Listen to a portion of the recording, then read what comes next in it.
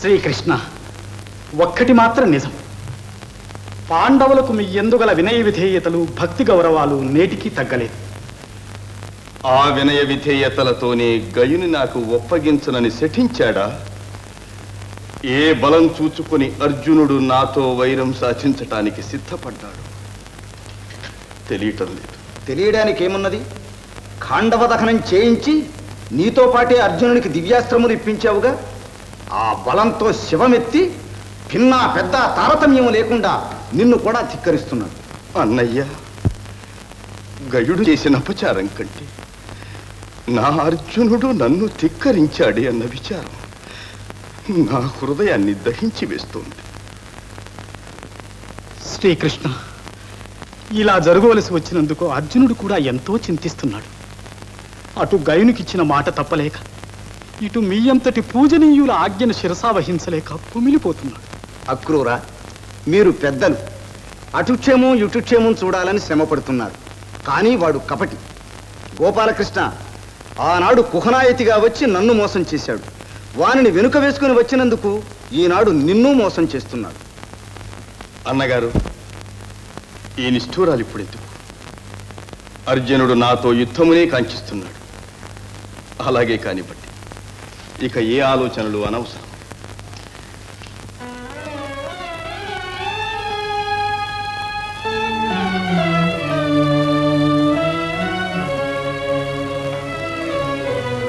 విచారించకు సుభద్ర, మనమంతా వెళ్ళి ప్రార్థిస్తే మీ అన్నయ్య శాంతించకపోతారా?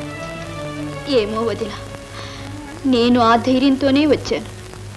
కానీ ఇప్పుడు అన్నయ్యను పలకరించడానికే భయంగా ఉంది.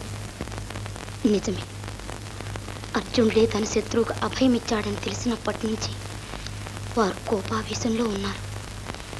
మన లోకంలోనే లేరు. ఏం మాట్లాడించడానికి నాకు భయంగానే ఉంది.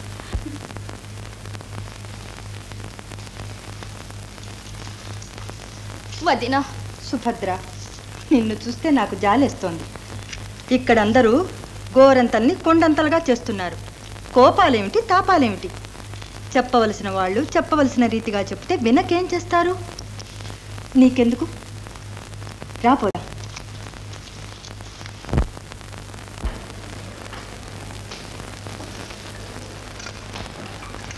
గోపాలకృష్ణ, ఆ ధర్మరాజు సాధు పలవ. మనం అక్రూరునంతటి ధర్మవేత్తను పంపితే తిరస్కరించి ఇప్పుడు మన సుభద్రనే మనతో రాయబారానికి పంపాడు. చూసావా? ఇంకా రాయబారాలేమిటి, మన సుభద్ర ఏమిటి అన్నగారు? నేనెవరిని చూడనక్కర్లేదు. యుద్ధయాత్ర కానివ్వండి. ఆ గోపాలకృష్ణ, సత్యభామాదేవి గారు ఆరంటే సుభద్రమ్మ గారు దయచేస్తున్నారు. సుభద్ర ఏమో అనుకున్నాను. గోపాలకృష్ణ, సత్యభామను నీ మీద ప్రయోగిస్తుంది. జాగ్రత్త. ఏమండి ఏమండి, ఇంత విలయం వచ్చినా ఏం పట్టించుకోకుండా వెళ్తారే? హతోస్మి, నా మీద నిన్ను ప్రయోగించారు.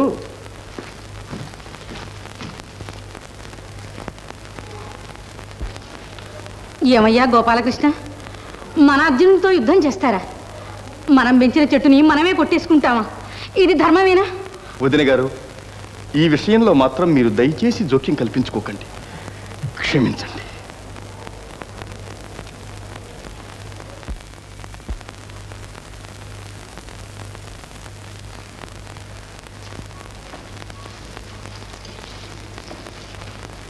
ప్రాణేశ్వర, ప్రాణేశ్వర, ఎవ్వరు వచ్చినా మీరు పలకడం లేదని నేనే వచ్చాను. సాత్రాజితీదేవి, మీరు అభిమానవతులు. నన్నిప్పుడు అనవసరంగా మాట్లాడించకండి.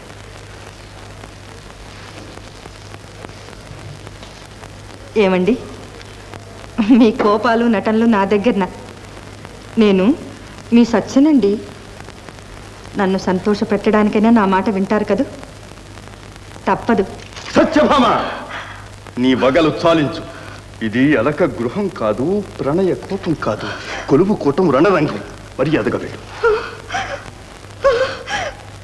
మీ ప్రేమలన్నీ నిజమనుకొని నా మాట అయినా వింటారు కదా అని వస్తే నలుగురిలో నన్ను ఇలా చులకన చేస్తారా? సరేలేండి, పంతాలు పౌరుషాలు వచ్చేటప్పటికి పురుషులే అనిపించారు.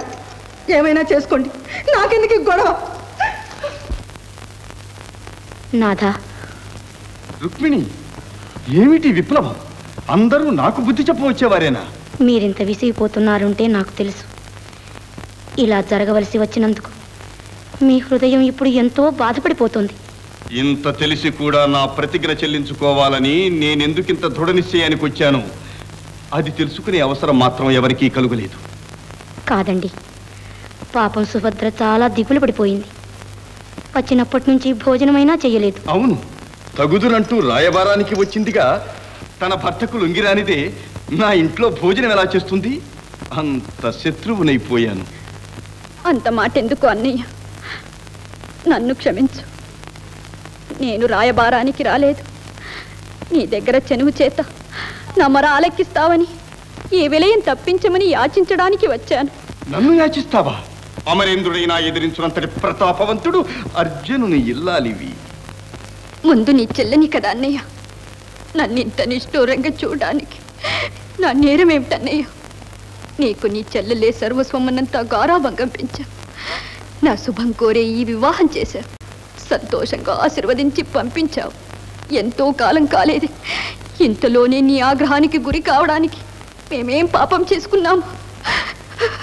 సుభద్ర, ఈ విచారణతో ఇప్పుడు ప్రయోజనం లేదు. అన్నయ్య, నేను ముఖ్యంగా ఒక్క మాట చెప్పాలని వచ్చాను. అదైనా విను. నీతో వైరము వచ్చినందుకు వారెంతో విచారిస్తున్నారు. నీ మీద వారి అభిమానం, గౌరవం, భక్తి ఏమీ చెలించలేదు. చెలించక చేసిందేమిటి? ఆ భయభక్తులతోనే నీ భర్త నాకు అపచారం చేసిన ద్రోహికి అభయహస్తమిచ్చాడు. అంతేనా? కాదన్నయ్య, నీ విరోధి అని అభయమిచ్చిన తర్వాత మాకు తెలిసింది.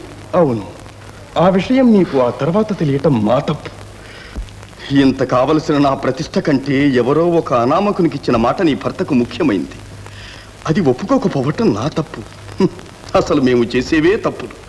అర్జునునంతటి వానికి పరమ బాంధవుడనై పుట్టడమే తప్పు. అన్నగారి మాట కాదని నిన్నతనికిచ్చి పెళ్లి చేసి నిందలు భరించటమూ తప్పే. సుభద్ర, నీవు నాకు నీతులు చెప్పొచ్చావా? చిన్నప్పటి నుంచి మమకారాలు పెంచుకొని ఆదరించి అభిమానించిన నీ అన్న నేడు నీకు కనిపించటం లేదు. అన్నయ్య, ఈ మాటలు నేను భరించలేను అన్నయ్య, భరించలేను.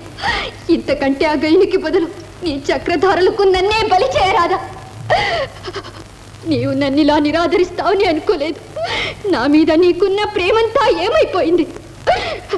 నీవు తలుచుకుంటే ఆ గైని కాచి ఈ గండము నుంచి నా పతిని తప్పించలేవా? సుభద్ర, నీ కన్నీటితో నా మనస్సు కరిగించాలనుకుంటున్నావేమో. అసంభవం. అన్నకు భర్తకు దాపురించిన వైరం సహించలేని దానివైతే వెంటనే వెళ్ళి నీ భర్తకు నీవు బుద్ధి చెప్పుకో. చెల్లెలివని కనికరించి అవకాశం నీకు ఇస్తున్నాను. ఆ గైని నాకు అప్పగించమను. అన్నయ్య, నీ సహోదరినే శరణార్థిని విడిచిపెట్టి క్షత్రియ ధర్మానికి కళంకము తెమ్మని నా భర్తతో చెప్పమంటావా? అది నాకు కాదు, నీకే అపకీర్తి. సుభద్ర, ఇంకా నీవు నా సహోదరివేమిటి? పార్థుని అర్థాంగివి. సగం గర్వం నీకు వచ్చింది. తారతమ్యాలు తెలియక మాట్లాడుతున్నావు.